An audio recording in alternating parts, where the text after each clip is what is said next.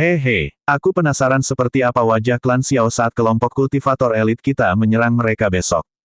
Mereka mungkin akan ketakutan setengah mati. Haha, klan Xiao telah memonopoli Gunung Tujuh Tanduk selama berabad-abad. Mereka pasti sudah mengumpulkan banyak uang. Itu benar, setelah operasi ini pasti banyak manfaat yang kita peroleh. Bahkan jika gereja suci surgawi mengambil sebagian besar darinya, sisa-sisanya akan cukup untuk kita bagikan. Klan Xiao masih memiliki beberapa gadis, dagingnya empuk dan kencang. Semuanya berkualitas baik. Saya sudah mengamati mereka sejak lama. Tidak perlu cemas. Saat langit berubah cerah, mereka semua akan menjadi milik kita. Hahaha. Xiao Chen menarik sens spiritualnya dan mengungkapkan ekspresi menakutkan. Sekarang, dia mengerti apa yang sedang terjadi. Untungnya, gereja suci surgawi tidak mengalami masalah untuk ditangani. Jika dia ditunda 6 jam lagi, klan Xiao akan berada dalam masalah besar. Ratusan martial Grandmaster Elite, puluhan martial Saint, dan Raja Bela Diri kelas rendah, kekuatan seperti itu sudah cukup untuk melenyapkan klan Xiao sepenuhnya. Xiao Chen menatap langit timur. Saat ini gelap gulita, bintang pagi belum terbit. Dia melompat dari tembok dan mulai berjalan keluar kota. Karena Gunung Tujuh Tanduk, kediaman Xiao tidak ada di kota. Sebaliknya, lokasinya berada di kaki Gunung Tujuh Tanduk, di luar kota. Kota ini saat ini sepi. Selain beberapa pedagang awal, tidak ada suara lain. Xiao Chen melompati tembok kota setinggi beberapa puluh meter. Dia menghindari mengagetkan tentara yang berjaga saat dia meninggalkan kota. Kemudian, setelah berbelok di jalan, dia melompat ke puncak sebuah kedai teh yang ditinggalkan. Di sana, dia mengeluarkan busur dari cincin semesta sebelum menutup matanya untuk menunggu. Busur itu adalah busur pembunuh jiwa. Saat vital Qi Xiao Chen meningkat, kekuatan busurnya juga akan meningkat. Biasanya, dia tidak banyak menggunakannya, tapi sekarang, itu akan efektif. Jalan ini adalah sebuah corong. Semua orang yang ingin pergi ke klan Xiao harus lewat sini. Waktu berlalu dengan lambat. Tak lama kemudian, bintang pagi muncul dan langit timur menjadi cerah. Tanda hubung tanda hubung tanda hubung.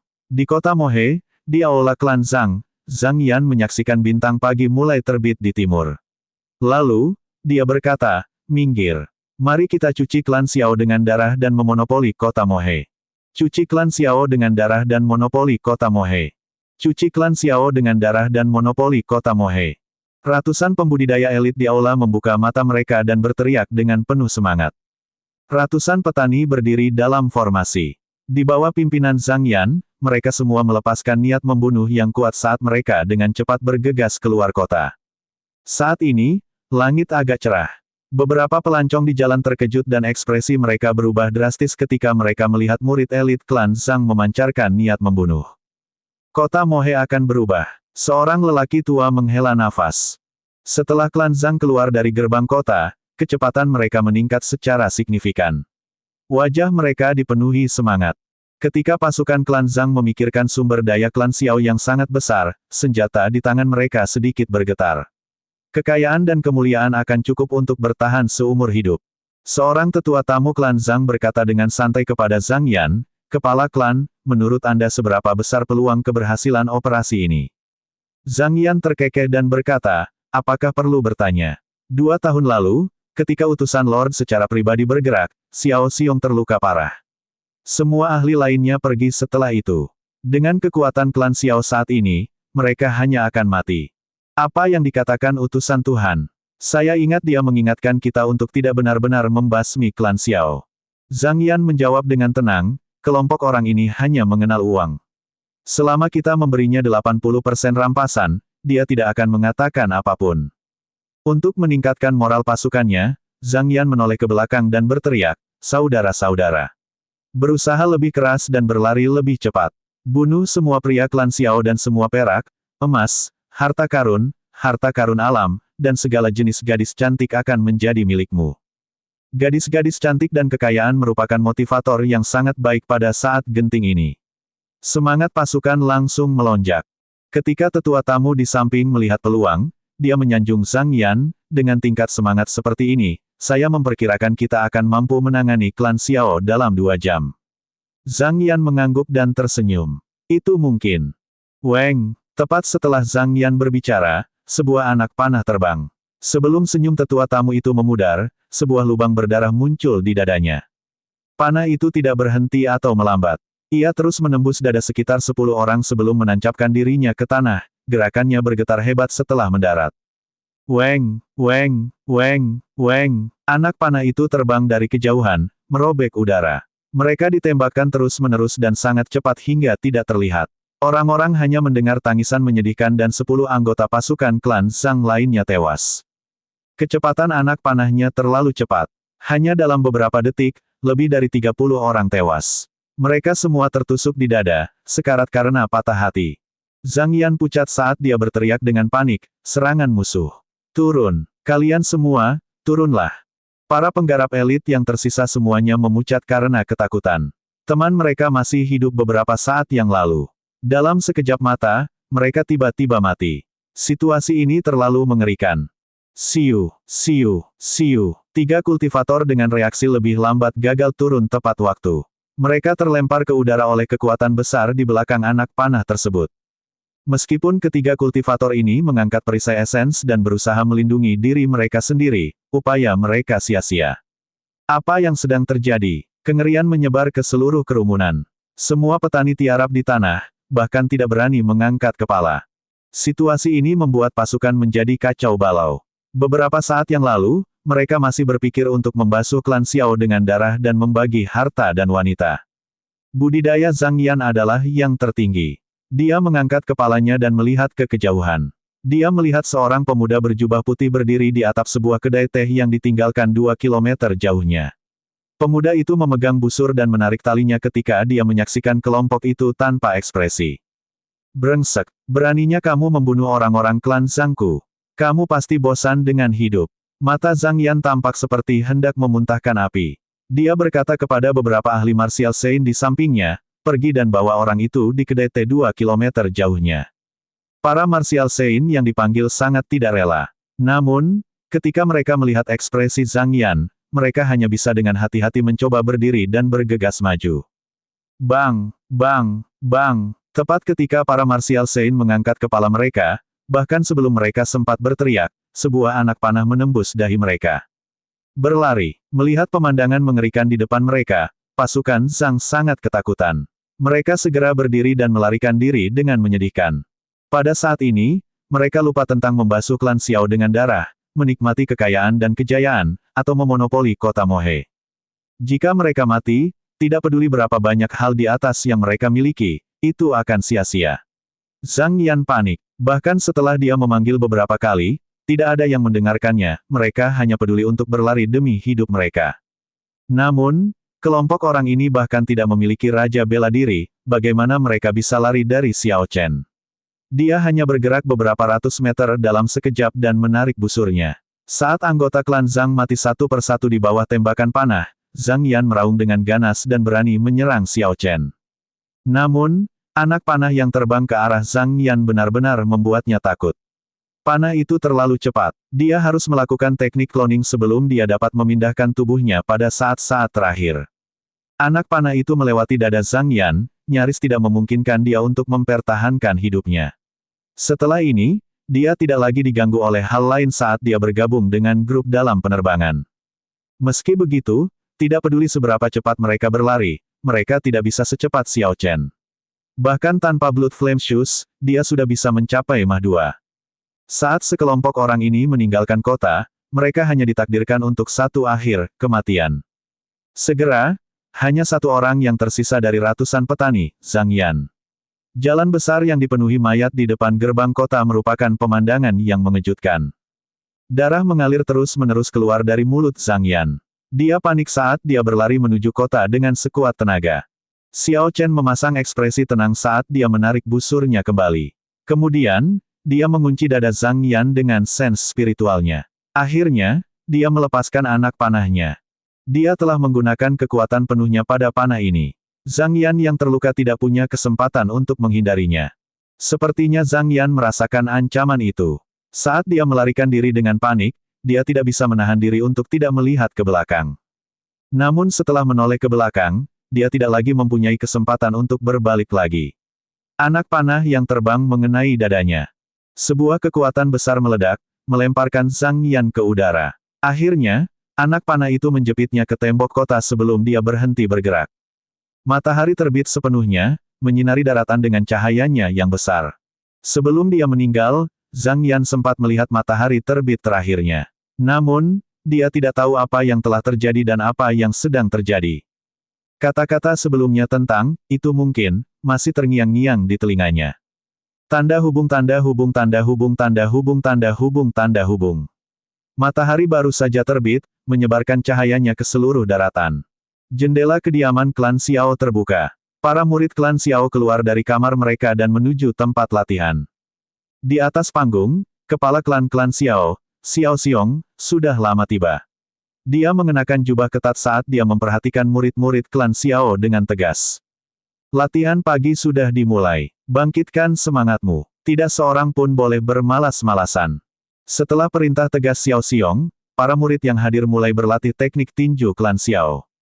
Angin kencang bertiup, dan dengan sinar matahari yang cerah, para murid klan Xiao menjadi bersemangat. Mereka tidak tahu bahwa 2 jam yang lalu, klan Xiao nyaris tidak bisa menghindari bencana. Mereka juga tidak tahu kalau ada yang memperhatikan mereka dari kejauhan. 4 kilometer dari kediaman klan Xiao, Xiao Chen memperhatikan kerumunan orang di tempat latihan. Ketika Xiao Chen mengedarkan esensinya ke matanya, jarak 4 kilometer bukanlah apa-apa baginya. Dia bisa melihat seluruh kediaman klan Xiao. Setiap pohon, setiap helai rumput, setiap bunga, dia bisa melihat semuanya dengan jelas. Dia hanya berdiri di sana dan memperlihatkan senyuman lembut di wajah tampannya. Rambut dan jubah putihnya berkibar tertiup angin sejuk. Kamu terus memperhatikan mereka. Apakah kamu benar-benar tidak berniat masuk? Suara merdu Ao Jiao datang dari Lunar Shadow Saber. Xiao Chen menggelengkan kepalanya dan berkata, tidak perlu. Aku akan menontonnya saja.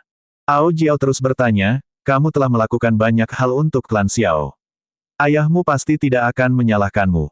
Apakah kamu benar-benar tidak ingin bertanya kepadanya mengapa dia mengusirmu? Xiao Chen tidak mengatakan apapun. Setelah sekian lama, dia menarik pandangannya. Dia berkata, bagaimana mungkin ada seorang ayah yang rela mengusir putranya sendiri? Tekanan yang diberikan kepadanya jelas lebih besar daripada tekanan yang saya terima. Kekuatanku masih belum cukup untuk mengurangi tekanannya, yang terbaik adalah tidak bertanya. Tanpa kekuatan yang cukup, jika Xiao Chen bertanya, dia hanya akan meningkatkan tekanan pada orang lain. Ketika dia menjadi cukup kuat, semuanya secara alami akan terungkap. Kelembapan di udara mulai meningkat. Xiao Chen mengulurkan tangannya dan mengendalikan perubahan kelembapan ini. Mantra penganugerahan kehidupan. Xiao Chen berteriak dan di bawah kendalinya, kelembapan berubah menjadi 14 burung yang hidup dan realistis, berkicau tanpa akhir. Xiao Chen mengeluarkan sisa 14 batang ramuan roh berusia ribuan tahun. Kemudian, dia mengikatnya ke kaki burung-burung itu sebelum melambaikan tangannya dan berkata, pergi. Burung-burung itu berputar-putar di udara selama beberapa saat sebelum terbang menuju kediaman Xiao. Setelah melakukan semua ini, Xiao Chen dengan enggan mengalihkan pandangannya dari kediaman Xiao sebelum berbalik untuk pergi. Matahari pagi menyinari punggung Xiao Chen, menimbulkan bayangan hitam panjang yang bergerak naik turun di jalan saat dia pergi. Tak seorang pun di kediaman Xiao yang luas mengetahui bahwa pemuda yang diusir dari klan 4 tahun lalu kembali dan melihat mereka dari jauh. Xiao Chen datang dan pergi dengan tenang. Dia membunuh sekelompok orang dan meninggalkan niat baik sebelum pergi dengan pikiran tenang dan tanpa menyeret kakinya. Tanda hubung tanda hubung tanda hubung tanda hubung tanda hubung tanda hubung. Setengah bulan kemudian, Xiao Chen kembali ke paviliun pedang surgawi untuk memulai pelatihan tertutupnya. Hanya tinggal 3 bulan lagi menuju kompetisi pemuda 5 negara, sudah waktunya dia membuat persiapan terakhirnya. Pada saat yang sama, semua kultivator jenius di bawah langit berbintang ini juga melakukan serangan terakhir mereka, semua demi momen di mana ribuan orang akan menyaksikan pertarungan kuat satu sama lain. Ketika kekuatan mencapai puncaknya, kekuatan itu pasti akan menurun, ketika kekuatan telah menurun hingga titik terlemahnya, kekuatan itu akan menguat. Sudah 5.000 tahun sejak Kaisar Guntur muncul di benua Tianwu. Sejak itu, tidak ada Kaisar bela diri baru. Itu adalah penantian selama 5.000 tahun. Sekarang, zaman para jenius sudah dekat dan sebuah pemandangan besar akan segera muncul. Ada 5 negara besar, tanah sunyi kuno, suku-suku barbar di utara, 4 wilayah laut tanpa batas. Di bawah langit berbintang, ada banyak pahlawan, jenius dengan masa depan cerah. Siapa yang bisa menonjol dari yang lain dan melihat pemandangan di puncak? Siapakah karakter utama dari panggung mempesona yang dipenuhi bintang di benua ini? Jawabannya akan ditemukan dalam pertempuran di puncak 3 bulan kemudian. Tanda hubung tanda hubung tanda hubung tanda hubung tanda hubung tanda hubung. Laut tanpa batas timur, di area terlarang Istana Naga Ilahi. Ada retakan spasial mini di sini. Begitu seseorang melewati celah itu, ia akan bisa pergi ke dunia iblis yang sebenarnya. Di sekeliling celah spasial ada penghalang berbentuk kubus emas. 4 Raja Bela Diri tua dari Istana Naga Ilahi berjaga di sini siang dan malam. Pada saat ini, Raja Naga kecil di Laut Timur, Xuanyuan Zantian duduk di atas kuda naga kerajaannya, memegang tombak perang langitnya, sambil menunggu dengan tenang di depan area terlarang. Raja Naga dari Istana Naga Ilahi saat ini berdiri di sisinya. Raja Naga memandang Xuanyuan Zantian dan bertanya, "Zantian, apakah kamu yakin ingin melewati celah spasial ini? Tahukah Anda apa artinya melewati celah spasial ini?" Xuanyuan Zantian mengangguk dan menjawab, "Tinggal 3 bulan lagi. Para jenius bangsa Jin Agung itu luar biasa. Saya harus memasuki Deep Abyss of the Demonic World untuk mendapatkan pengalaman pelatihan yang sebenarnya." Raja Naga tidak membantah lagi. "Karena kamu sudah memutuskan, maka aku tidak akan menghentikanmu. Jika kamu mati di sana, aku akan memilih penerus lain." Penghalang itu perlahan terbuka. Xuanyuan Zantian mengendarai Royal Dragon Horse-nya tanpa ragu-ragu. Dia tertawa keras dan berkata, "Orang tua, kamu hanya tahu cara mengutukku. Yakinlah, aku pasti akan duduk di singgasanamu suatu hari nanti. Tidak ada yang akan menggantikan saya, Xuanyuan Zantian, dalam memerintah 4 wilayah laut tanpa batas." Saat Raja Naga menyaksikan Xuanyuan Zantian menghilang ke dalam celah spasial, dia tertawa pada dirinya sendiri dan berkata, "Kepercayaan diri yang luar biasa, itu bagus." Tanda hubung tanda hubung tanda hubung tanda hubung tanda hubung tanda hubung. Puncak Qingyun, pegunungan belakang. Pada bulan pertama kembalinya Xiao Chen, dia menghabiskan seluruh upayanya untuk memperbaiki kekurangan teknik pedang kesengsaraan petir. Dalam pertarungan dengan pria bertopeng itu, Xiao Chen telah memahami kelemahannya dan kekurangannya dalam teknik kesengsaraan petir, mengumpulkan angin dan awan untuk memanggil petir. Pemahaman Xiao Chen tentang keadaan angin tidak cukup. Adapun fenomena misterius pada teknik pedang kesengsaraan petir, orang itu telah melihat titik lemah mereka dengan sekali pandang. Sekarang Xiao Chen tahu tentang kelemahan teknik pedang kesengsaraan petir, tidak terlalu sulit untuk memperbaikinya. Dalam waktu 1 bulan, dia berhasil memperbaiki sebagian besar kelemahan teknik sabre kesengsaraan petir yang telah terungkap. Jika dia bertemu pria bertopeng itu lagi, dia yakin pihak lain tidak akan lagi menemukan kelemahan itu, yang mengakibatkan fenomena misterius runtuh dan kekuatan teknik saber berkurang dengan mudah. Ada masalah lain yang membuat Xiao Chen pusing. Itu adalah langkah keempat dari teknik pedang 4 musim. Apa yang harus dia gunakan untuk musim dingin, sehingga dia bisa menemukan teknik saber yang benar-benar bisa dia sebut miliknya. Namun, dia tidak terlalu cemas. Dia mempraktikkan teknik bela diri yang dia kenal di siang hari dan mengolah mantra ilahi guntur ungu di malam hari, memperkuat esensinya. Beberapa pemahaman membutuhkan pencerahan. Jika seseorang tidak dapat menemukan sesuatu, maka semakin dia mencoba memikirkannya, semakin dia tidak dapat memahaminya. Itu adalah resep untuk frustrasi. Hanya ketika hati seseorang benar-benar tenang barulah seseorang dapat melihat cahaya di ujung terowongan. Seseorang mungkin tiba-tiba menerima pencerahan dan masalah yang menimpanya akan terselesaikan dalam sekejap. Ketika pendiri paviliun pedang surgawi menciptakan teknik pedang kesengsaraan petir, dia juga mengandalkan momen pencerahan ini. Menyaksikan kesengsaraan binatang buas roh adalah inti dari pemahamannya tentang teknik pedang ini. Jadi, Xiao Chen tidak terburu-buru. Dia hanya bisa memperlakukannya sebagai batu asa untuk mengembangkan kondisi mentalnya. Bahkan jika dia tidak pernah bisa memahami apa yang diinginkannya, pertumbuhan kondisi mentalnya akan cukup untuk menutupi kegagalannya menyelesaikan teknik sabre. Siapa yang bisa yakin bahwa itu akan rugi atau untung? Tanda hubung tanda hubung tanda hubung tanda hubung tanda hubung tanda hubung.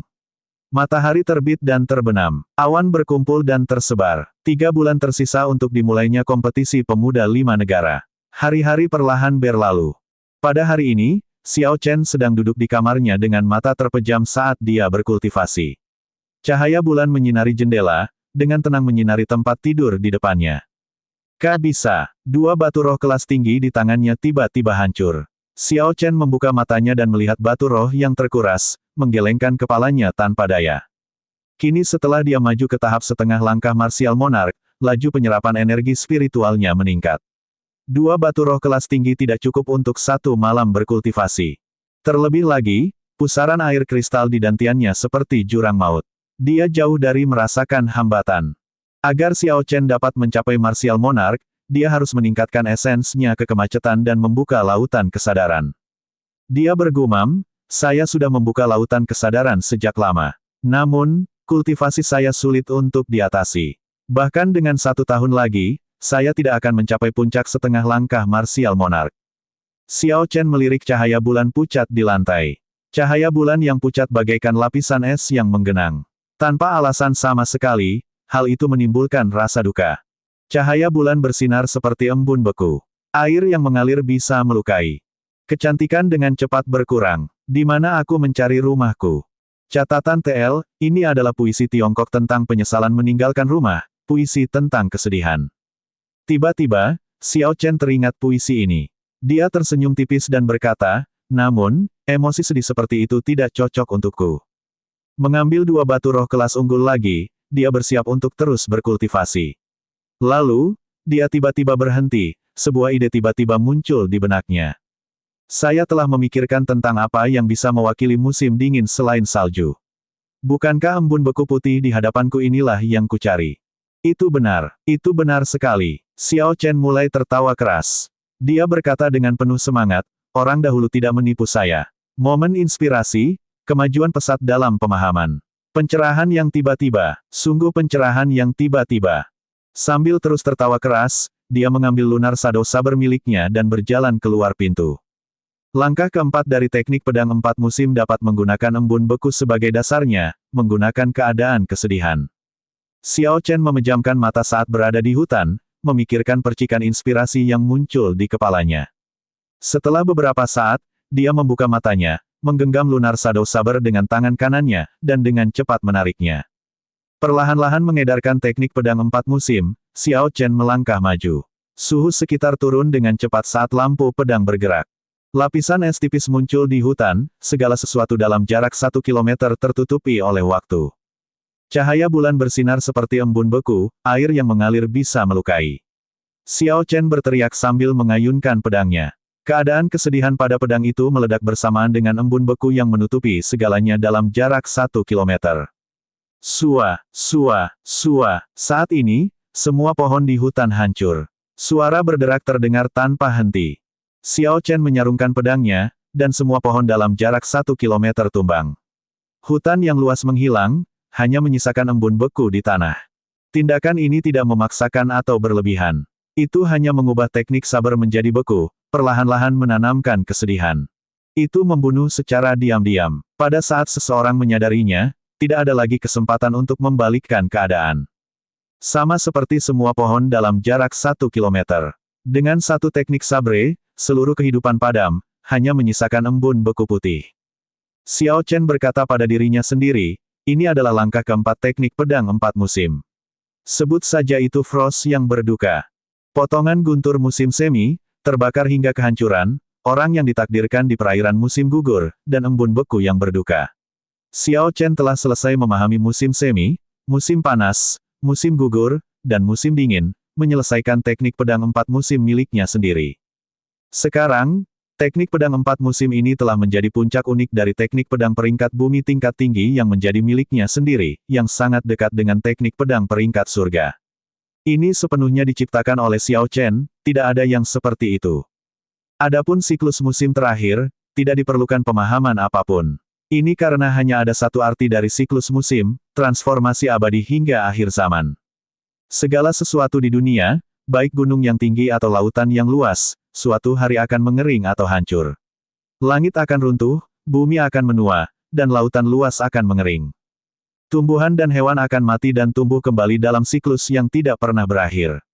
Siklus 4 musim, musim semi, musim panas, musim gugur, dan musim dingin, tidak akan pernah berubah. Tanda hubung tanda hubung tanda hubung tanda hubung tanda hubung tanda hubung. Waktu perlahan berlalu. Dimulainya kompetisi pemuda 5 negara semakin dekat dari hari ke hari. 2 bulan, 1 bulan, 2 minggu. Segera, hanya 10 hari tersisa untuk dimulainya kompetisi pemuda 5 negara. Benua Tianwu, kepala 5 negara besar, negara jin besar, sekte langit tertinggi. Ini hanya dari 10 sekte besar negara jin besar. Tentu saja, itu dipenuhi dengan bakat dan kejeniusan.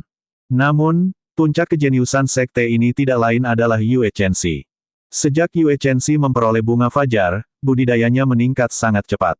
Mantra matahari paginya juga berkembang dengan cepat. Kemajuan ini mengakibatkan Yue Chenxi meninggalkan banyak teman sektenya dalam debu. Mereka hanya bisa mengaguminya dan mencoba yang terbaik untuk mengejar ketinggalan. Pada hari yang istimewa ini, cahaya warna-warni yang indah bermekaran di puncak matahari pagi pribadi Yue Chenxi, memancarkan keindahan yang tak terbatas. Semua murid yang lewat berhenti untuk melihat. Ekspresi mereka sangat terkejut. Cahaya matahari terbit yang beraneka warna. Ini adalah tanda dari lapisan ke-13 mantra matahari pagi. Kakak senior pertama akan keluar dari pelatihan tertutupnya, kata seorang murid berseragam sekte langit tertinggi dengan penuh semangat. Kakak senior pertama telah mengikuti pelatihan tertutup selama 3 bulan. Kekuatannya pasti akan jauh lebih tinggi saat dia keluar kali ini. Cepat, lihat. Para tetua ada di sini. Tak disangka, pemandangan warna-warni cahaya matahari terbit juga mengagetkan para tetua. 3 sosok terbang dari puncak utama sekte langit tertinggi. Mereka adalah 3 lelaki tua dengan aura yang sangat kuat. Saat mereka berdiri bersebelahan, angin di belakang mereka langsung berhenti bertiup. Udara menjadi padat, banyak murid merasa mereka tidak bisa bernapas. Orang yang berada di tengah-tengah ketiganya menunjukkan senyuman puas. Dia berkata dengan lembut, sudah 1000 tahun sejak seseorang berhasil mengolah mantra matahari pagi hingga lapisan ke-13. Yue Chenxi kini telah benar-benar memasuki jajaran ahli puncak di negara jin besar. Ekspresi lelaki tua berjubah abu-abu di sampingnya juga dipenuhi kepuasan. Dia bergumam, tetua pertama, dengan kekuatan Yue Chenxi saat ini, dia seharusnya bisa mendapatkan peringkat 10 besar di kompetisi pemuda 5 negara mendatang, kan? Penatua pertama di tengah berkata dengan sungguh-sungguh, sulit untuk mengatakannya. Sekte pedang salju melayang, sekte bulan matahari, istana Yi tertinggi, dan sekte lainnya juga memiliki kejeniusan. Selain itu, ada 8 klan bangsawan. Kami hanya bisa yakin ketika dia keluar. Ledakan. Tiba-tiba, lingkaran cahaya yang cemerlang muncul dari cahaya warna-warni, seperti matahari pagi yang perlahan terbit. Tepat di tengah lingkaran cahaya adalah Yue Chenxi yang cantik. Di bawah cahaya-cahaya warna-warni, dia tampak seperti peri, halus dan anggun. Dia keluar. Ketika semua lampu warna-warni berkumpul, mereka membentuk jembatan pelangi. Yue Chenxi berjalan di jembatan pelangi menuju ketiga tetua. Chenxi menyapa paman bela diri pertama, paman bela diri kedua, dan paman bela diri ketiga. Yue Chenxi tersenyum sambil membungkuk sedikit. Penatua pertama dengan hati-hati mengukurnya. Setelah itu, keterkejutan membanjiri wajahnya saat dia bergumam, penyempurnaan setengah langkah marsial monark. Yue Chenxi mengungkapkan senyuman tipis di wajahnya. Dia berkata, saya telah memahami keadaan cahaya dan awan hingga batasnya. Saya juga mencapai kesempurnaan luar biasa dalam tinju matahari pagi. Penatua pertama tertawa keras dan berkata, bagus. Sekarang Anda memenuhi syarat untuk bersaing memperebutkan 2 posisi terakhir dari 10 besar. 8 klan bangsawan telah ada selama 10.000 tahun. Masing-masing dari mereka telah menghasilkan kaisar bela diri sebelumnya. Keturunan mereka semuanya memiliki garis keturunan seorang kaisar. Bakat mereka sangat mengejutkan dan sangat kuat. Dalam setiap kompetisi pemuda 5 negara, 8 besar akan ditempati oleh orang yang berbeda. Namun, ada satu hal yang tidak berubah, 8 besar selalu ditempati oleh para murid dari 8 klan bangsawan ini. Hal ini sudah membentuk pola yang tetap dan tidak akan berubah. Tidak pernah ada kejutan yang tidak terduga. Itulah sebabnya penatua pertama hanya bisa mengatakan bahwa Yue Chenxi dapat bersaing untuk peringkat ke-9 dan ke-10, peringkat 8 teratas tidak tersentuh. Namun, ekspresi Yue Chenxi tidak berubah. Dia hanya melihat ke arah negara Qin besar yang jauh di barat. Antisipasi bersinar di matanya. Yue Chenxi bergumam pelan pada dirinya sendiri, aku bertanya-tanya, seberapa kuat orang itu sekarang? 2 tahun telah berlalu. Saya mengandalkan bunga fajar untuk meningkatkan kekuatan saya dengan cepat. Dia tidak memiliki sekte di belakangnya dan merupakan seorang kultivator mandiri. Akankah dia mampu mengikutinya? Tanda hubung tanda hubung tanda hubung tanda hubung tanda hubung tanda hubung. Bangsa Jin Agung, salah satu dari 10 sekte besar, Paviliun Bulan Jahat. Jenius tertinggi Paviliun Bulan Jahat, Bai Zan, duduk tanpa ekspresi di atas tengah danau berbentuk bulan purnama. Sekilas, danau ini tampak tenang dan damai. Namun, jika dilihat lebih dekat, ada banyak titik cahaya merah yang melompat-lompat di bawah permukaan danau yang seperti cermin. Saking banyaknya, danau itu tampak seperti air dan lampu merah dengan perbandingan yang sama. Jika kultivasi seseorang mencapai martial monarch dan dapat memperluas energi mentalnya, mereka akan terkejut saat mengetahui bahwa lampu merah semuanya adalah percikan panas. Api dan air saling bertentangan. Ini adalah prinsip alam yang abadi. Namun, pada saat ini, banyak percikan api yang menyala secara aneh di dalam danau yang luas itu. Tiba-tiba, Bai Zan yang tenang berteriak, gelombang api embun beku yang mengamuk. Air danau yang sudah sekian lama tertahan meledak, melonjak naik dari permukaan. Pilar air yang tak terhitung jumlahnya membeku menjadi es. Percikan api menjadi nyala api yang berkobar, membubung ke langit. Akhirnya, es dan api yang saling bertoleransi membentuk gelombang energi besar dengan cepat menuju ke pegunungan di kejauhan. Bang! Energi besar itu meledak, menghancurkan puncak gunung setinggi 1 kilometer itu menjadi debu. Namun, bukan itu saja. Tanpa diduga, sebuah lubang besar dan dalam muncul di tanah tempat puncak gunung itu dulunya berada. Lebarnya 100 meter dan sangat dalam sehingga dasarnya tidak terlihat. Bai Zan memperlihatkan senyuman gila saat dia tertawa keras, toleransi sempurna terhadap es dan api. Saya akhirnya mencapainya. Xiao Chen, Anda berhasil melarikan diri dengan hidup Anda di laut tanpa batas. Namun, aku akan mengalahkanmu di hadapan semua orang di kompetisi pemuda 5 negara mendatang. Tanda hubung tanda hubung tanda hubung tanda hubung tanda hubung tanda hubung. Benua Tianwu, negara Chu besar, gerbang pedang surgawi.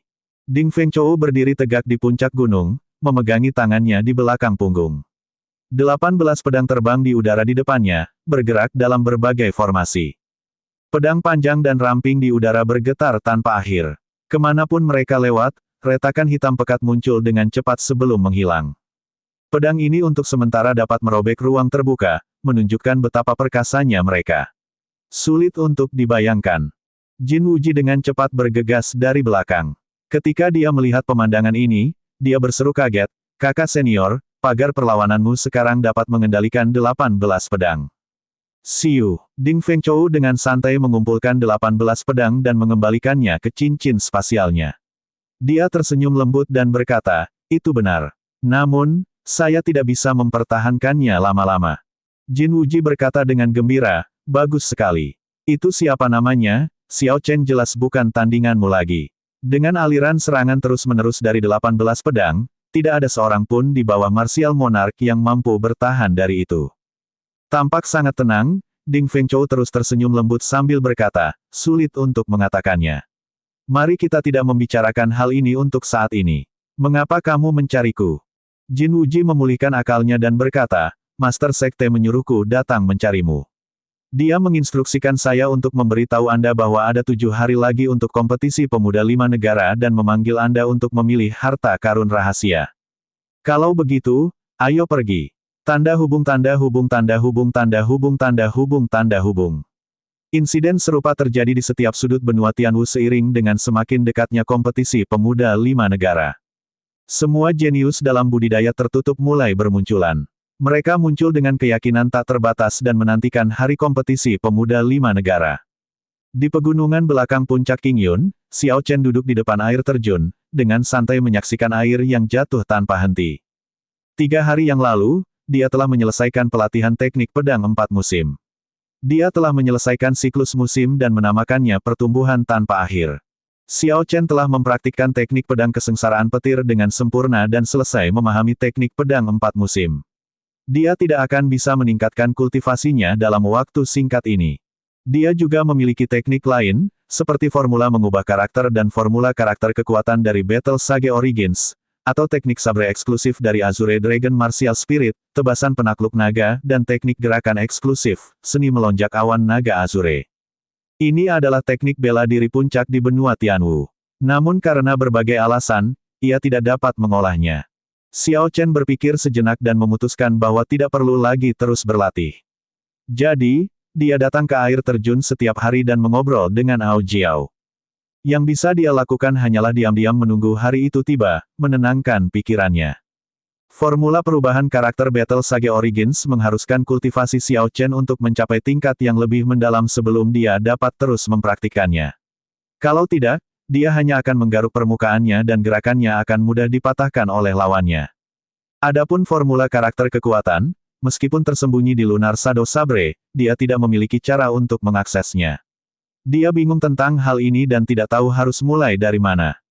Xiao Chen telah menggunakan tebasan penakluk naga sebelumnya.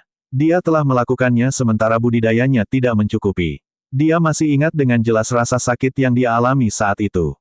Jika dia ingin hidup, dia tidak akan berani menggunakannya. Ia menduga syarat tebasan penakluk naga ini bukanlah pada budidaya melainkan tubuh fisik. Begitu tubuh fisiknya mencapai standar tertentu, dia akan mampu menahan gelombang energi yang mengerikan itu, mengendalikannya sesuka hatinya. Setelah Anda mencapai Martial Monarch, Anda akan dapat mengembangkan formula perubahan karakter asal-usul Battle Sage. Di masa-masa awal Sangmu, dia tidak mengandalkan formula mengubah karakter untuk mencapai ketenaran. Ao Jiao melanjutkan dengan tenang dari Lunar Shadow Saber, namun, mungkin juga kamu tidak cocok untuk mengembangkan formula mengubah karakter. Itu berarti kamu tidak akan pernah bisa mencapai tingkat pengembangan teknik bela diri lawanmu. Xiao Chen tersenyum dengan tenang. Itu akan baik-baik saja. Setiap orang mempunyai jalan yang harus diambilnya masing-masing. Saya seorang ahli pedang dan Kaisar Guntur adalah seorang pendekar pedang. Akan sulit bagi saya untuk mengikuti jalan yang sama seperti yang dia lakukan. Pedang adalah pedang dan pedang adalah pedang. Ada perbedaan mendasar yang tidak bisa dijembatani antara seorang pendekar pedang dan seorang pendekar pedang. Seorang ahli pedang adalah orang yang kejam, berani, dan berkuasa, tidak ada ciri khusus lainnya. Namun, seorang pendekar pedang berbeda. Pedang adalah ahli senjata. Tidak peduli seberapa tirani, berani, dan kuatnya, itu tetap memiliki kesan elegan. Tentu saja mustahil untuk mengatakan mana yang lebih kuat. Itu pasti tergantung pada kekuatan individu. Terkejut, Ao Jiao berseru, "Tuan Sampah, saya telah meremehkan Anda. Maksudmu adalah kamu tidak akan menjadi Kaisar Guntur kedua, melainkan pendekar pedang berjubah putih Xiao Chen." Dia tersenyum lembut dan tidak membenarkan atau menyangkalnya. Dia mengubah topik pembicaraan, dengan mengatakan, "Saya mendengar bahwa Kaisar Guntur berhasil mengalahkan banyak jenius klan bangsawan di kompetisi pemuda 5 negara. Omong-omong, peringkat apa yang dia capai? Era Kaisar Guntur sama seperti saat ini. Keduanya adalah era jenius. Orang-orang jenius memenuhi daratan, itu adalah saat yang mulia. Nama Kaisar Guntur, Sangmu, mulai mengguncang benua Tianwu setelah pertempuran di Wind Cloud Arena. Namun, karena sudah terlalu lama berlalu, tidak ada seorang pun di negara Qin besar yang yakin dengan peringkat apa yang dicapai Kaisar Guntur." Tepat ketika Ao Jiao hendak menjawab, dia mendengar langkah kaki. Dia hanya bisa menghentikan pembicaraan di situ dan berkata, "Seseorang akan datang." "Haha, Xiao Chen, kamu benar-benar bebas. Anda masih punya waktu untuk melihat air terjun." Liu Suifeng berjalan mendekat, berseri-seri karena bahagia. Dia tidak bisa berhenti tersenyum. Xiao Chen menoleh untuk melihat dan cahaya muncul di matanya. Dia memberi hormat dengan tangan ditangkupkan dan berkata, "Selamat karena telah berhasil menembus Martial King." Liu Suifeng terkekeh dan berkata, "Saya berhasil menerobos kemarin. Itu semua berkat batu roh dan herbal rohmu. Kalau tidak, aku tidak akan bisa menembus kemacetan menuju Martial King secepat itu." Xiao Chen berkata dengan tenang, "Ini hanya masalah kecil. Mengapa kamu mencariku?" Dengan ekspresi tak berdaya, Liu Suifeng menjawab, "Saya benar-benar tidak tahu harus berkata apa tentang Anda. Masih ada 7 hari lagi untuk waktu pendaftaran kompetisi pemuda 5 negara. Kami akan segera berangkat." Penatua pertama saat ini sedang mengumpulkan semua orang di paviliun Sabat Surgawi yang memenuhi syarat. Persyaratan untuk mengikuti kompetisi pemuda 5 negara telah dirilis. Seperti yang diperkirakan Liu Suifeng, minimal adalah seorang raja bela diri yang berusia di bawah 24 tahun. Dibandingkan dengan kompetisi pemuda 5 negara sebelumnya, persyaratannya telah diajukan oleh satu bidang budidaya. Namun, jumlah orang yang ambil bagian kali ini akan jauh lebih banyak. Di Heaven Viewing Platform di aula utama Paviliun Sabat Surgawi, Xiao Chen melihat kontestan lain dari paviliun Sahabat Surgawi. Selain dia dan Murong Chong, ada 4 orang lainnya. Mereka semua adalah orang-orang yang dikenali Xiao Chen, Mu Heng dari puncak Beichen, Zhang Lai dari puncak Tianyu, Yun Kexin, dan Liu Suifeng yang baru saja ditembus. Dari 5.000 orang di paviliun Sahabat Surgawi, hanya 6 orang yang memenuhi syarat. Dapat dikatakan bahwa jumlah pemilih tersebut cukup memalukan. Beberapa orang saling bertukar pandang untuk memberi salam. Karena tetua pertama belum datang, mereka mulai mengobrol dengan santai. Mereka sudah saling kenal sebelumnya dan telah melalui hidup dan mati di ruang asing. Tidak ada masalah di antara mereka dan mereka mulai mengobrol bersama dengan penuh semangat. Hanya Murong Chong yang agak angkuh dan menyendiri. Dia hanya menutup matanya dan tidak ikut serta. Mu Heng memandang Xiao Chen dan berkata dengan menyesal kepada Yun Kexin dan Zhang Lai, meskipun ada beberapa perbedaan dalam kekuatan kami ketika kami berada di ruang asing, jaraknya tidak besar. Namun, hanya dalam 2 tahun, Xiao Chen benar-benar meninggalkan kita dalam debu. Xiao Chen berkata dengan tenang, selain bakat dan bakat, seorang kultivator membutuhkan pertemuan yang tidak disengaja dan keberuntungan untuk mencapai kesuksesan. Mungkin dalam 2 tahun ke depan, kalian semua akan bangkit setelah pertemuan yang tidak disengaja.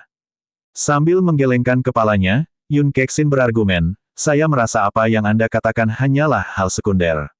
Yang menentukan sejauh mana seorang kultivator melangkah adalah karakter dari kultivator tersebut. Di antara beberapa dari mereka mengobrol tentang beberapa topik lainnya. Tidak lama kemudian, tetua pertama, Jiang Qi, memimpin tetua kedua dan tetua ketiga. Jiang Qi langsung pada intinya. Kompetisi pemuda 5 negara diadakan di pegunungan penyegel naga negara Jin besar. Letaknya sangat jauh dari paviliun pedang surgawi, jadi kita harus berangkat lebih awal. Jika Anda memiliki masalah lain yang harus diselesaikan, saya dapat memberi Anda waktu 1 jam lagi untuk menyelesaikannya. Kami akan segera berangkat setelah 1 jam. Xiao Chen dan yang lainnya menggelengkan kepala untuk menunjukkan bahwa mereka tidak punya urusan apapun. Jiang Qi mengangguk dan berkata, kalau begitu, kita akan berangkat sekarang. Beberapa dari mereka mengikuti Jiang Qi keluar. Ketika mereka mencapai ruang terbuka di depan aula, mereka menemukan sebuah kapal giok kristal diparkir di sana. Liu Suifeng berkata dengan keheranan dalam suaranya, bukankah ini kapal kaca giok emas pribadi Bibi bela diri leluhur? Ini adalah harta karun rahasia tingkat tinggi berperingkat tinggi. Apakah Bibi bela diri leluhur ikut bersama kita juga? Jiang Qi mengangguk dengan ekspresi rumit. Ya, semua sekte di dunia akan pergi ke pegunungan penyegel naga. Kita tidak bisa membiarkan paviliun Sahabat Surgawi dipermalukan. Selain itu, ada beberapa hal yang tidak sesederhana yang Anda bayangkan. Kami perlu menunjukkan sebagian dari kekuatan kami. Di haluan kapal, Sen Manjun yang berpakaian mewah tersenyum tipis dan berkata, Jiang Qi, kamu tidak perlu memberitahu generasi muda tentang masalah ini. Ayo naik. Tanda hubung tanda hubung tanda hubung tanda hubung tanda hubung tanda hubung. Bangsa Qin besar, sekte pedang berkabut, di puncak gunung. Chu Chaoyun menatap jauh ke dalam awan yang berputar di depan. Tidak jelas apa yang dia pikirkan. Master sekte pedang berkabut berkata dengan cemberut, Chaoyun, meskipun ada 9 orang di sekte pedang berkabut kami yang memenuhi syarat untuk kompetisi pemuda 5 negara, kamu mungkin satu-satunya yang bisa melewati babak pertama. Chu Chaoyun berbalik dan tersenyum tipis. Sekte Master, yakinlah. Entah itu untuk diriku sendiri atau untuk membalas bantuan yang diberikan sekte pedang berkabut kepadaku, aku pasti akan melakukan yang terbaik di kompetisi pemuda 5 negara. Ketika Master Sekte Pedang Berkabut mendengar ini, dia merasa lebih nyaman. Asal-usul Chu Chaoyun sangat misterius, bahkan dia merasakan kekuatannya tak terduga. Jika Chu Chaoyun menggunakan kekuatan aslinya, dia pasti bisa masuk 20 besar. Jumlah keberuntungan yang diperoleh akan cukup bagi mereka untuk terus maju tanpa terjatuh di dunia yang luas ini. Itu bagus. Kalau begitu, aku tidak akan repot-repot mengatakan hal lain. Kami akan berangkat besok, kamu harus menggunakan hari ini untuk membuat persiapanmu. Tanda hubung tanda hubung tanda hubung tanda hubung tanda hubung tanda hubung. Laut tanpa batas selatan. 4 pahlawan Laut Selatan berkumpul di depan meja. Mereka semua bersemangat dan bersemangat tanpa kecuali. Kami akhirnya berangkat. Saya sudah lama ingin pergi dan menantang para jenius bangsa Jin Agung itu. Saya ingin melihat apakah 8 klan bangsawan besar dan 10 sekte besar sesuai dengan legenda. Kakak ketiga, jangan terlalu percaya diri. Meskipun energi spiritual di Laut Tanpa Batas kita sangat padat dan tidak lebih rendah dari energi spiritual di negara jin besar, warisan yang kita miliki sedikit lebih lemah daripada milik mereka. Jangan lengah. Kakak benar. Namun, kami berempat tidak lemah sama sekali. Kita bisa menjadi terkenal di Laut Tanpa Batas, hasil kami di benua ini seharusnya tidak lebih buruk lagi. Pemimpin 4 pahlawan Laut Selatan mengambil cangkir anggurnya dan berkata, itu benar. Biasanya, kami tidak repot-repot keluar. Sekarang kita akan keluar, kita harus menyebarkan nama 4 pahlawan Laut Selatan. Ayo, mari kita minum. Semoga kita berempat berhasil dalam pertandingan kita dan mencapai 50 besar. Itu pasti akan terjadi. Bersulang, bersulang. Bang, mereka berempat mendentingkan cangkirnya dan menenggak anggurnya dalam satu tegukan. Setelah itu, mereka memecahkan cangkir anggur mereka dan tertawa terbahak-bahak. Akhirnya mereka keluar dan menuju kapal perang yang sudah menunggu. Tanda hubung tanda hubung tanda hubung tanda hubung tanda hubung tanda hubung. Laut Tanpa Batas Timur, area terlarang Istana Naga Ilahi. 4 tetua Raja bela diri saat ini sedang mengamati celah spasial di dalam penghalang dengan cemas. Harapan dari Istana Naga Ilahi, Raja Naga kecil di Laut Timur, Xuanyuan Zantian, telah berada di dunia iblis selama lebih dari 2 bulan. 3 hari telah berlalu sejak waktu yang ditentukan untuk kembalinya Xuanyuan Zantian, namun dia belum juga muncul. Mengingat ingatan Xuanyuan Zantian, dia pasti tidak akan melupakan waktu yang ditentukan. Kecuali, hanya ada satu kemungkinan, dia terjatuh. Keempat tetua marsial monark semuanya memiliki ekspresi yang tidak sedap dipandang di wajah mereka. Xuanyuan Zantian adalah harapan Istana Naga Ilahi. Dia bahkan bisa dikatakan sebagai harapan seluruh Laut Tanpa Batas. Selama 1000 tahun terakhir, hanya ada sedikit orang jenius yang mereka yakini akan menjadi marsial sage. Istana Naga Ilahi telah menginvestasikan sejumlah besar sumber daya di Xuanyuan Zantian. Jika orang seperti itu terjatuh, kerugiannya akan sulit ditanggung. Yang mulia, kami sudah menunggu selama 3 hari 3 malam. Sudah waktunya untuk memilih orang lain. Istana Naga Ilahi masih membutuhkan seseorang untuk memimpin tim untuk berpartisipasi dalam kompetisi pemuda 5 negara, seorang tetua mau tidak mau menyarankan. Mata tajam Raja Naga terlihat sangat cemberut. Dia berkata dengan suara yang kuat, tidak perlu mengatakan apapun lagi. Zantian layak untuk saya tunggu 7 hari 7 malam lagi. Tidak ada orang lain yang bisa meninggikan Istana Naga Ilahi di zaman yang megah ini. Dong, dong, dong. Tepat setelah Raja Naga berbicara, langkah kaki yang berat datang dari penghalang. Setiap langkah dipenuhi kekuatan, membuat tanah berguncang. Ekspresi keempat tetua berubah drastis. Mencurigai bahwa beberapa iblis kuat telah keluar dari celah spasial, mereka segera memeriksanya. Keempat tetua hanya melihat Xuanyuan Zantian yang terluka parah keluar. Jubah ungunya seluruhnya diwarnai merah darah. Dia membawa kuda naga kerajaan, yang bahkan lebih terluka darinya, di bahunya. Keempatnya mengungkapkan ekspresi yang sangat terkejut. Kuda naga kerajaan ini memiliki berat sekitar 10 ton. Meski terluka parah, Xuanyuan Zantian membawa kudanya kembali. Bang! Xuanyuan Zantian melemparkan Heavenly War Halberd di tangan kanannya dan penghalang yang bisa menghentikan binatang iblis peringkat 8 segera hancur. Maaf, terjadi sesuatu yang tidak terduga yang mengakibatkan saya tertunda. Aku belum terlambat, kan? Tanda hubung tanda hubung tanda hubung tanda hubung tanda hubung tanda hubung. Tanah sunyi kuno, di bawah danau pembasmian surgawi yang luas. Sebuah istana batu giok putih yang luas mengapung dengan tenang di dalam air. Istana ini adalah markas misterius Istana Myriad Vien. Xiao Bai dengan serius melatih teknik pedang alam semesta yang memelihara jantung di taman istana. Saat cahaya pedang menyala, angin bertiup. Dunia sepertinya terbalik di sini. Cahaya terang berkedip di dada Xiao Bai. Saat cahayanya berkedip, kekuatan teknik pedang menjadi 2 kali lipat. Cahaya yang berkelap-kelip adalah apa yang diimpikan oleh banyak pendekar pedang, hati pedang. Dalam 2 tahun, wajah Xiao Bai yang murni dan polos telah kehilangan sebagian sifat kekanak-kanakannya dan mendapatkan sedikit kesan awet muda. Tubuh indahnya menjadi lebih anggun. Ditambah dengan pesonanya yang samar-samar, hal itu memberinya rasa keindahan tertentu, membuat seseorang jatuh cinta pada pesonanya pada pandangan pertama. Dong, dong, dong, langkah kaki terdengar. Jadi Xiao Bai mencabut pedangnya dan segera melihat ke belakang. Dia menemukan musinya berjalan mendekat. Xiao Bai segera mengungkapkan senyuman gembira saat dia dengan cepat bergegas mendekat. Kakasinya, apakah kita sudah pergi ke negara Jin Agung? Tentu saja, sebagai salah satu dari 3 jenius puncak Istana Myriad Vien, musinya akan mewakili Istana Myriad Vien di kompetisi pemuda 5 negara. Dia menepuk kepala Xiao Bai dan berkata, ya, kami akan segera pergi. Xiao Bai melanjutkan, kakasinya, kakak Xiao Chen pasti akan ambil bagian, kan? Senyuman tipis muncul di wajah musinya saat gambaran wajah Xiao Chen terlintas di benaknya. Dia memikirkan wajah tampan Xiao Chen seperti yang dia lihat di Menara Desolate kuno. Musinya mengangguk dengan serius dan berkata, dia pasti akan pergi. Xiao Bai tersenyum gembira dan berkata, bagus sekali. Saya akhirnya bisa melihat kakak Xiao Chen lagi. Tanda hubung tanda hubung tanda hubung tanda hubung tanda hubung tanda hubung. Di atas awan, kapal berlapis giok emas Sen Manjun terbang dengan kecepatan Mach 3 saat menuju pegunungan penyegel naga negara Jin besar.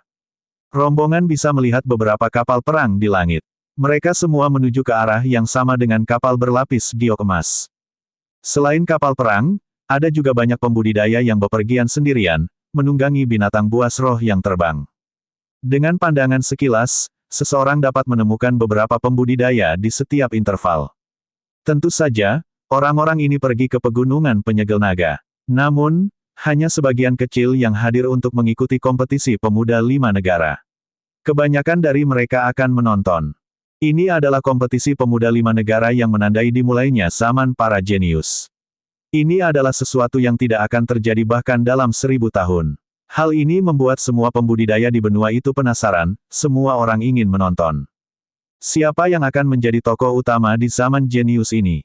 Siapa yang akan menjadi sorotan pada tahap ini? Siapa yang akan tertawa terakhir? Siapa tokoh utama sebenarnya? Namun, kursi penonton terbatas. Stand penonton Wind Cloud Arena pasti tidak akan menampung semua penggarap. Jadi, para pembudidaya ini harus bergegas lebih awal. Jika mereka terlambat, perjalanan mereka mungkin sia-sia. Kapal berlapis giok emas bergerak sangat cepat, sebagian besar Spirit Beast dan kapal perang di sekitar mereka tidak dapat mengimbanginya. Xiao Chen dan yang lainnya berdiri di geladak, mengamati pemandangan dan mengobrol santai.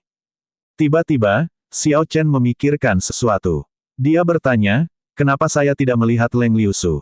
Dengan kekuatan dan potensinya, setelah berlatih di Tanah Suci selama 2 tahun, dia seharusnya sudah menjadi Raja Bela Diri. Itu benar. Mengapa Leng Liusu tidak kembali? Tanpa diduga, meskipun dia adalah Master Pavilion Muda Pavilion Pedang Surgawi, dia belum kembali pada saat yang begitu penting. Ketika kelompok itu mendengar Xiao Chen bertanya, mereka merasa itu aneh juga.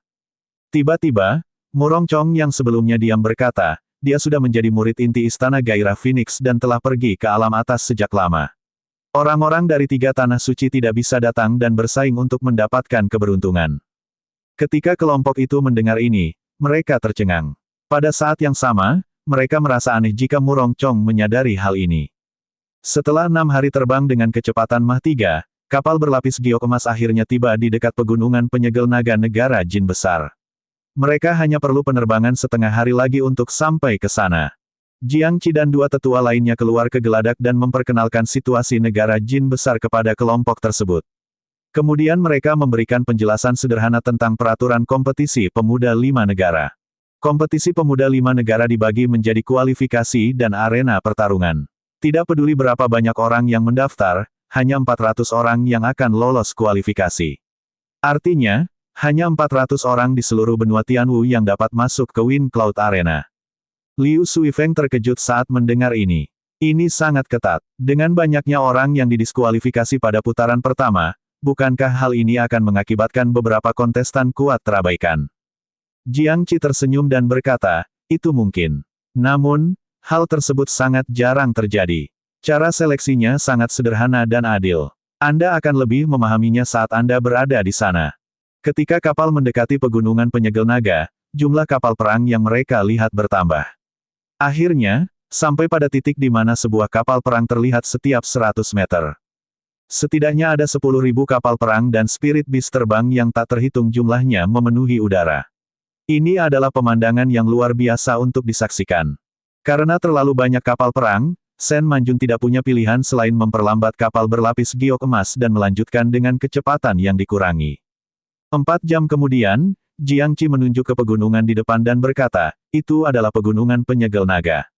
Xiao Chen dan yang lainnya dengan cepat melihat ke arah yang ditunjuk Jiangqi. Mereka melihat lebih dari 100 puncak setinggi lebih dari 10 km pada batas penglihatan mereka.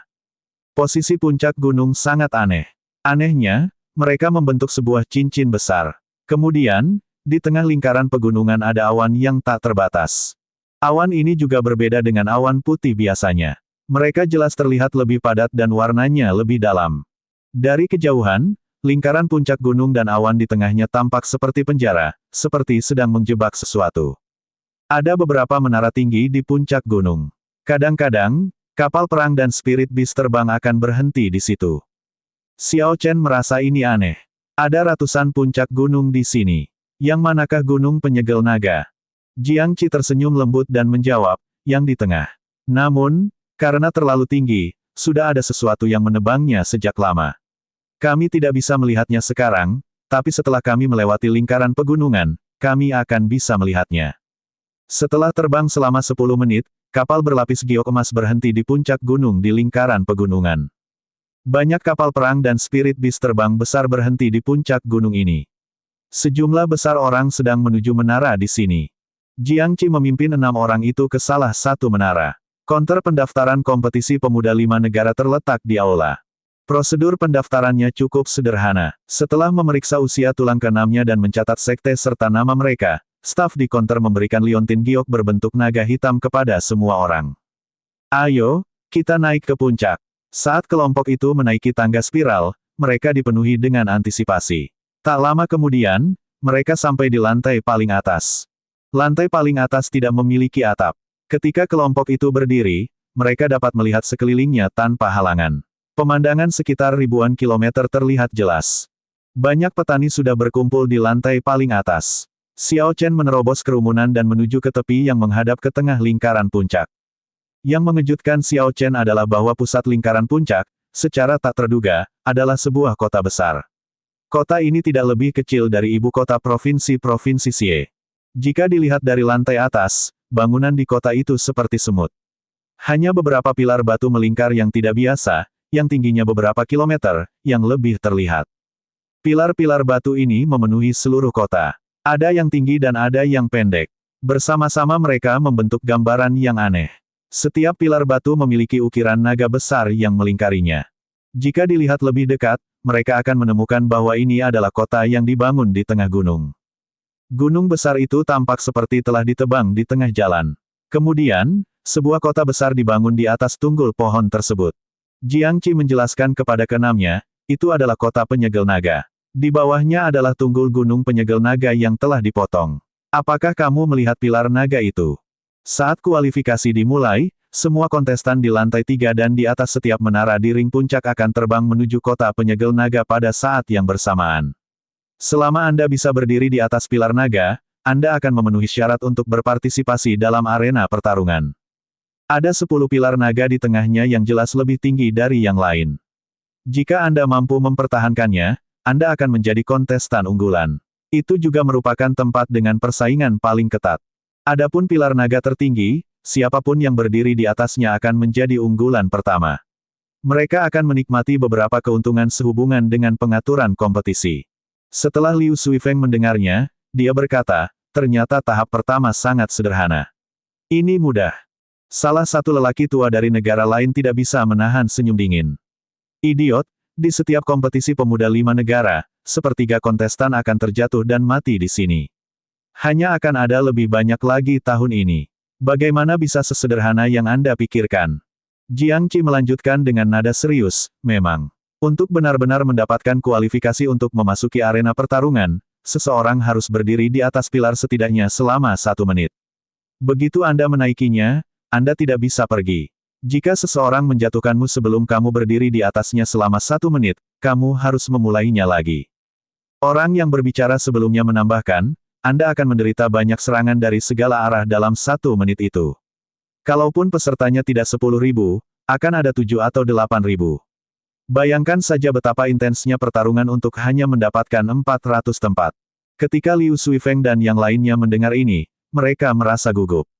Tidak heran penatua pertama mengatakan bahwa tidak ada yang bisa memanfaatkan situasi ini dan mendapatkan kualifikasi untuk pertarungan di arena.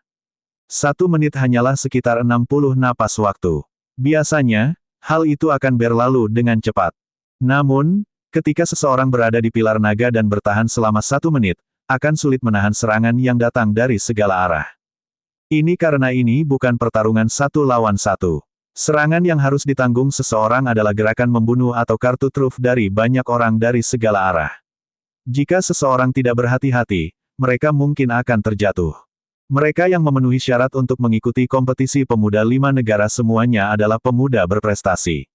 Bagi mereka untuk menjadi raja bela diri sebelum usia 24 tahun, jika mereka bukan pemuda yang berprestasi, lalu mereka bisa jadi apa? Namun, 7 atau 8 ribu pemuda berprestasi ini harus melalui babak penyisihan terlebih dahulu, yang akan memungkinkan 400 kultivator jenius untuk menonjol. Orang dapat dengan mudah membayangkan betapa kuat dan berbakatnya 400 orang ini. Kompetisi pemuda 5 negara yang berkualitas tinggi membuat semua orang tercengang. Jiang Qi ingin berteman dengan orang yang berbicara. Dia memberi hormat dengan tangan menangkup dan berkata, "Saya adalah penatua pertama Paviliun Pedang Surgawi, Jiang Qi. Bolehkah saya menanyakan nama Anda yang terhormat?" Orang di samping tampaknya berusia 50-an, tetapi dia masih sangat energi dan memiliki aura yang berlarut-larut. Jelas, dia juga seorang raja bela diri setengah langkah yang telah mencapai batas kemampuannya.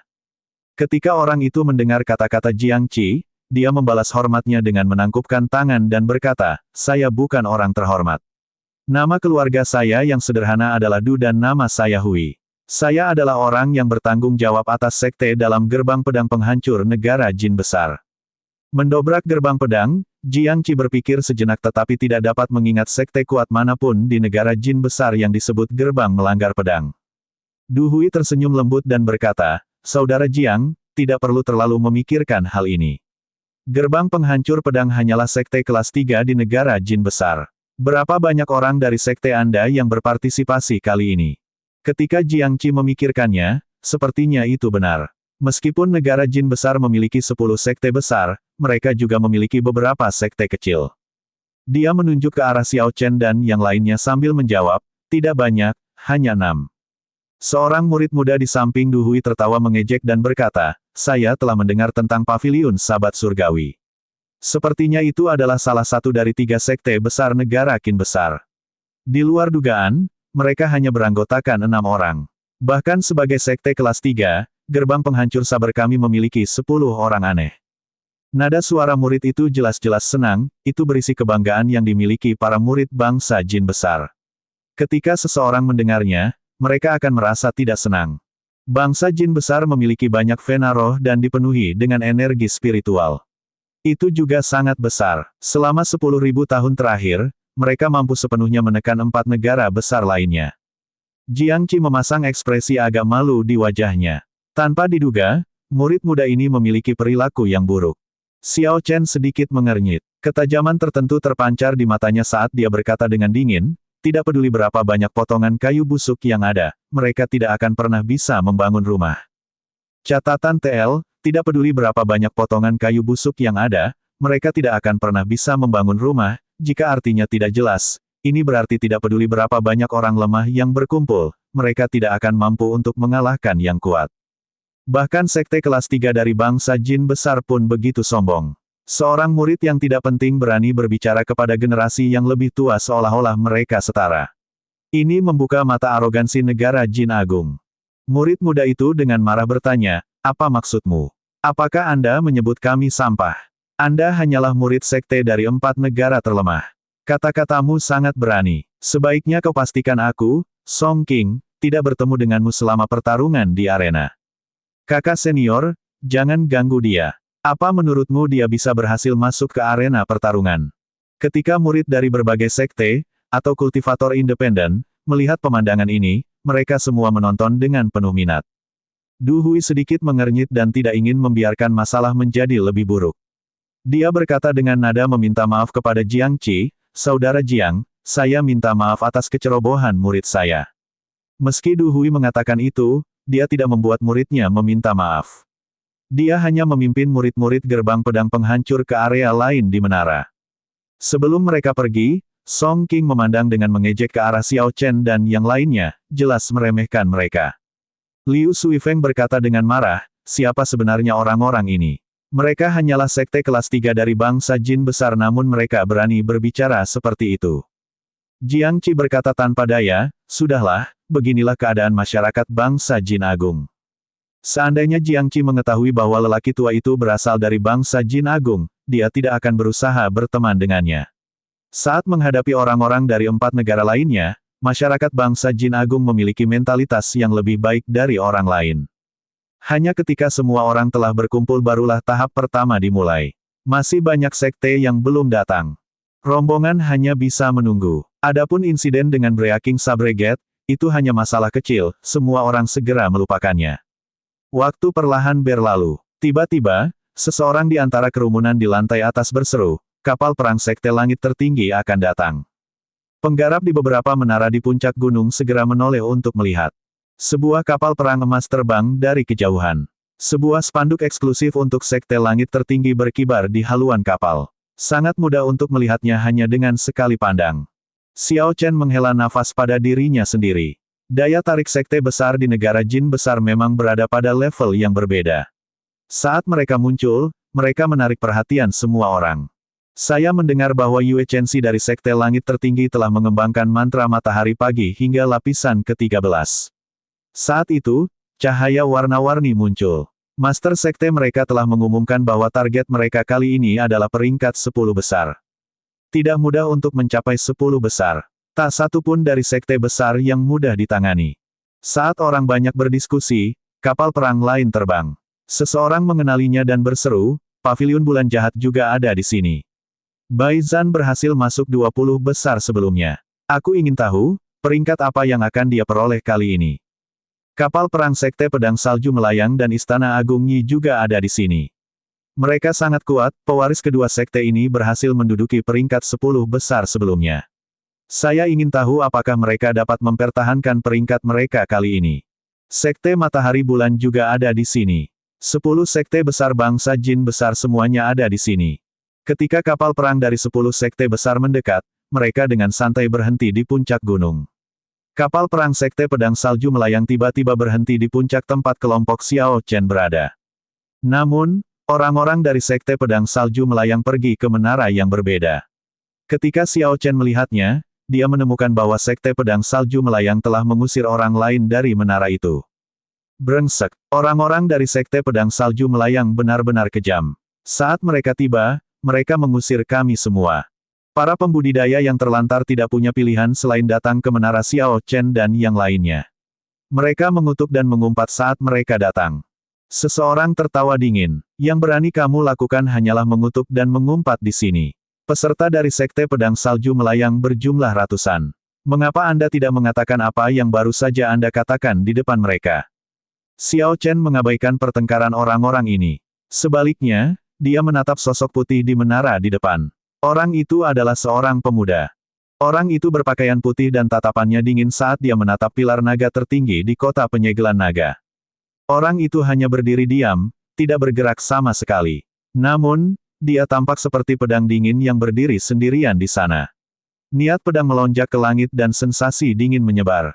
Ketika Jiang Qi melihat ini, dia berkata dengan lembut, itu adalah murid pertama sekte pedang salju yang melayang, Liu Xiaoyun. Dia menduduki peringkat ke-9 dalam kompetisi pemuda 5 negara sebelumnya. Saat itu usianya baru 18 tahun. Setelah beberapa tahun, niat pedang dinginnya seharusnya menjadi lebih menakutkan.